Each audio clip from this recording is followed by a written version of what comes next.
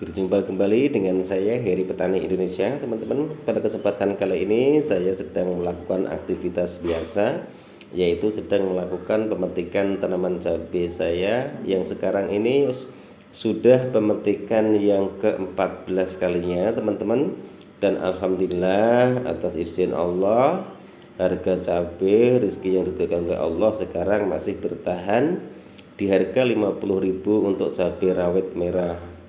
Di sini malah yang cabai rawit hijau itu yang buat campuran tahu, buat lalapan, buat tahu itu malah di sini malah 65 teman-teman di daerah Bogor. Memang setiap wilayah itu beda-beda harganya, tapi biasanya kalau di Bogor 50, itu biasanya di Jawa juga masih di atas 20 biasanya, entah itu 25, 30, kadang sampai segitu. Jadi saran buat teman-teman semua, mari kita semangat bercocok tanam ataupun berkebun. Yang penting rawat tanaman sebaik mungkin, insya Allah tanaman itu akan subur, sehat.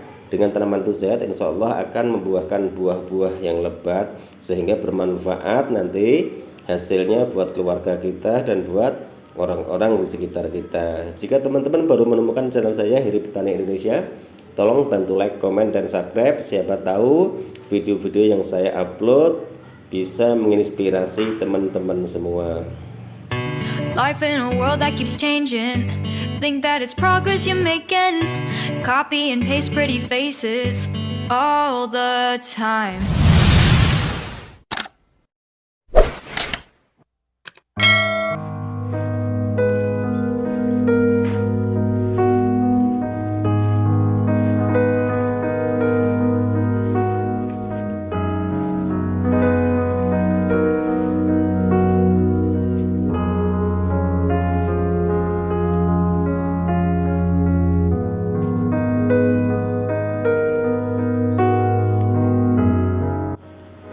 Assalamualaikum warahmatullahi wabarakatuh. Bismillahirrahmanirrahim. Allahumma sholli ala sayyidina Muhammadin wa ala ali sayyidina Muhammad.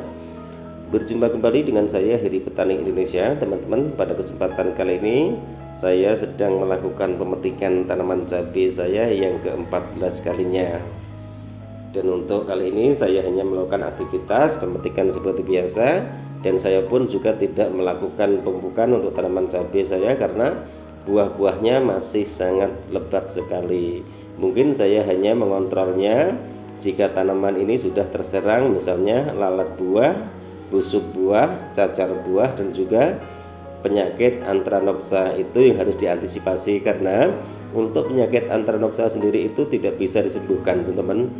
Selagi buah cabai itu sudah terkena Anthranoxa, itu tidak bisa disembuhkan. Bahkan sampai saat ini juga belum ada obat insektisida ataupun fungisida yang cocok untuk mengobati penyakit Anthranoxa ataupun patek. Jadi jika sudah terkena Anthranoxa, sebaiknya buahnya itu dipetik, dikumpulkan, kemudian dibuang jauh-jauh ataupun kalau bisa dibakar teman-teman.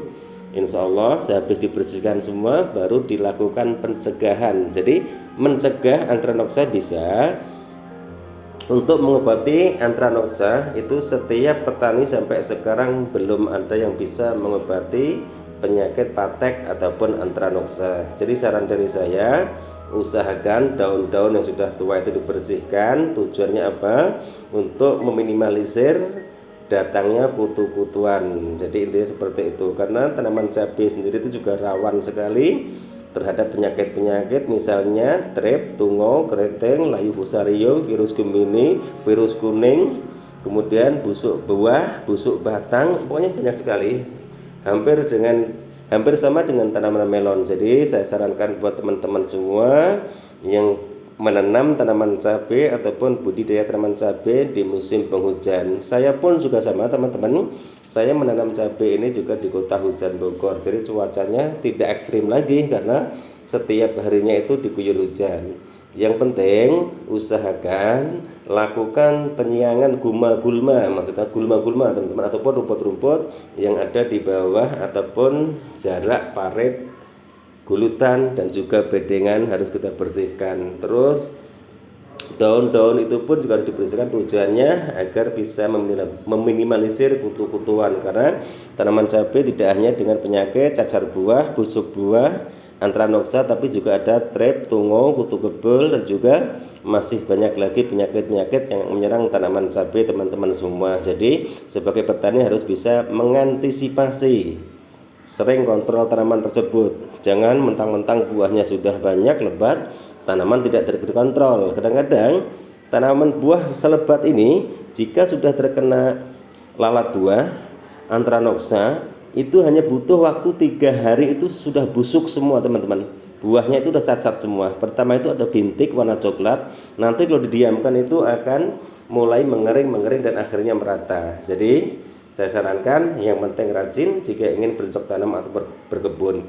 Punya keahlian, punya legalitas S1, itu pun juga percuma jika teman-teman semua tidak ada niat untuk mencoba merawat tanaman ataupun mengontrol tanaman tersebut. Terus yang pertama, terus yang kedua, usahakan jangan tergiur dengan pupuk-pupuk yang mahal.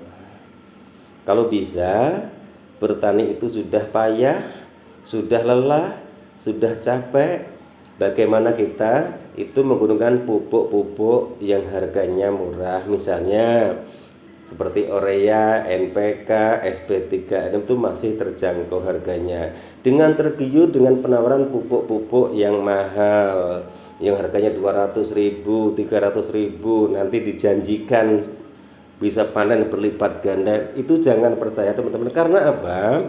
Yang menjual pupuk tersebut pun juga bukan petani, jadi dia hanya menjelaskan secara teori karena beliau pun juga ingin mendapatkan keuntungan dari penjualan pupuk-pupuk yang dijual belikan tersebut. Jadi jangan sampai tergiur dengan harga pupuk yang A, B, C ataupun D, jangan. Yang penting pupuk yang seperti biasa kita pakai, ZA, NPK kalau bisa. Kalau punya duit lagi bisa KNO3 warna merah ataupun putih, itu lebih terjangkau dan sudah ketahuan hasilnya. Dan hasilnya sudah diketahui para petani pasti akan menggunakan pupuk tersebut. Jadi jangan tergiur dengan harga pupuk yang mahal. Mari kita bertani secara cerdas, secara sehat, yaitu kita bisa memanfaatkan lahan-lahan yang ada di sekitar rumah kita. Kemudian kita juga bisa menggunakan limbah-limbah yang ada di sekitar rumah kita, yaitu daun-daunan bisa dijadikan untuk pupuk kompos. Kemudian kotor-kotoran hewan juga bisa dipergunakan untuk pupuk kandang. Apalagi kalau teman-teman mempunyai ternak sendiri, insya Allah bisa dijadikan pupuk kandang dengan syarat yaitu difermentasi terlebih dulu agar pupuk tersebut nanti maksimal jika dipergunakan untuk tanaman cabai ataupun tanaman-tanaman yang lain, agar tanaman itu lebih mudah untuk menyerap unsur haranya. Karena proses fermentasi itu tujuannya adalah untuk melembutkan pupuk kandang yang belum jadi. Jadi pupuk pun juga aman dan insya Allah hama-hama pun juga bisa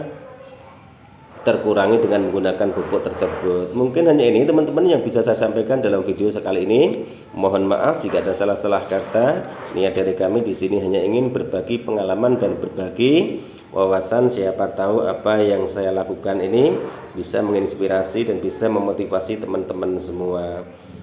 Terima kasih atas segala support dan doanya. Mudah-mudahan Allah mengganti dengan rezeki yang berkah, dengan diberikan kesehatan jasmani dan rohani, sehingga teman-teman semua bisa melakukan aktivitas seperti biasa.